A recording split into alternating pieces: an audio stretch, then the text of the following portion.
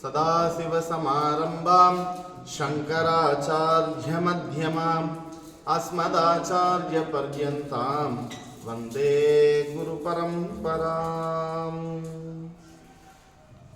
அனைவருக்கும் இனிய காலை வணக்கங்கள் உரித்தாழ்க.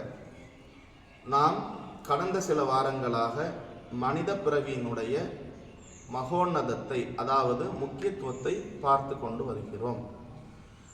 அதன் வகையிலே நாம் கடந்த முறை சந்தித்த பொழுது மனித பிறவியின் முக்கியத்துவம் என்கின்ற தலைப்பின் கீழ்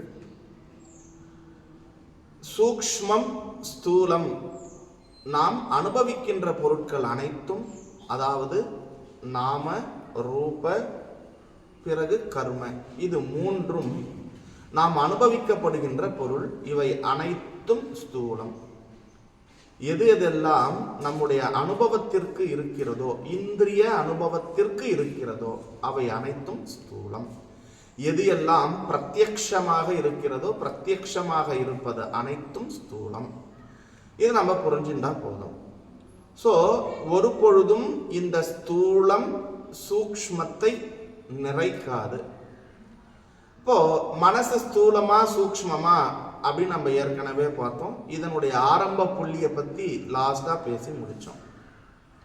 இந்த ஆரம்ப புள்ளி, இந்த பிரச்சனைகளுக்கெல்லாம் ஆரம்ப புள்ளி எங்கு இருக்கிறது என்று பார்த்தால், இவை அனைத்தும் உன்னுடைய மனம் எங்கு ஆரம்பிக்கிறதோ, மனம் என்கின்ற எண்ணங்களினுடைய தொகுப்பு, அதாவது விருத்திகளினுடைய ஆரம்ப புள்ளி எங்கு ஆரம்பிக்கிறதோ அங்கிருந்துதான் உனக்கு பிரச்சனையானது ஆரம்பித்திருக்கின்றது.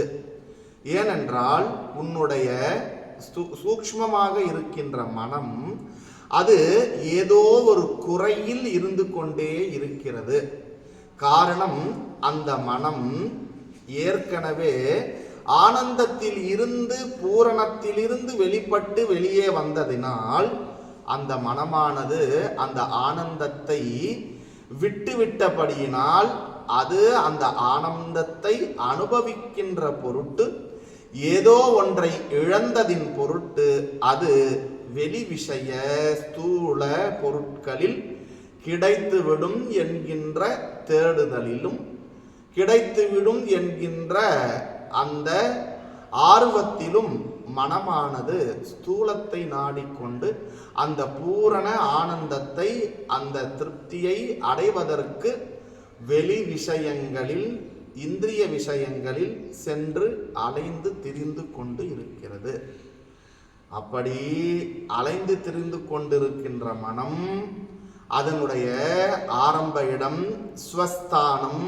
அது ஆனந்தம், பூரணம், ஏக்கம், நித்தியம், விமலம், அச்சலம், சர்வத்திற்கும் சாட்சி, இது போன்ற தன்மையில் இருப்பது, பிளவுபடாதது, பூரணமானது.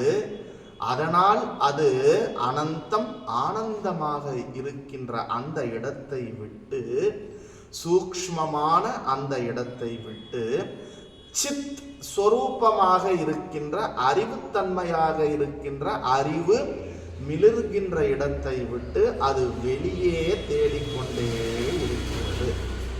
எங்கெங்கோ அலைகிறது.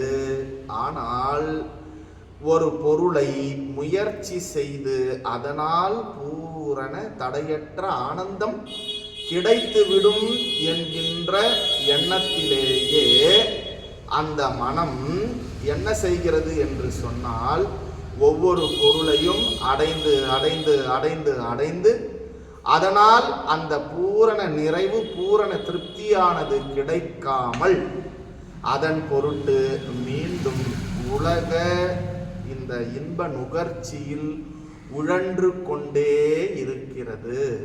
அப்படி உழன்று கொண்டே இருக்கின்ற மனதிற்கு என்ன செய்தால் திருப்தியானது ஏற்படும்? அடுத்த வகுப்பில் காண்போம். ஓம் தத் சத்.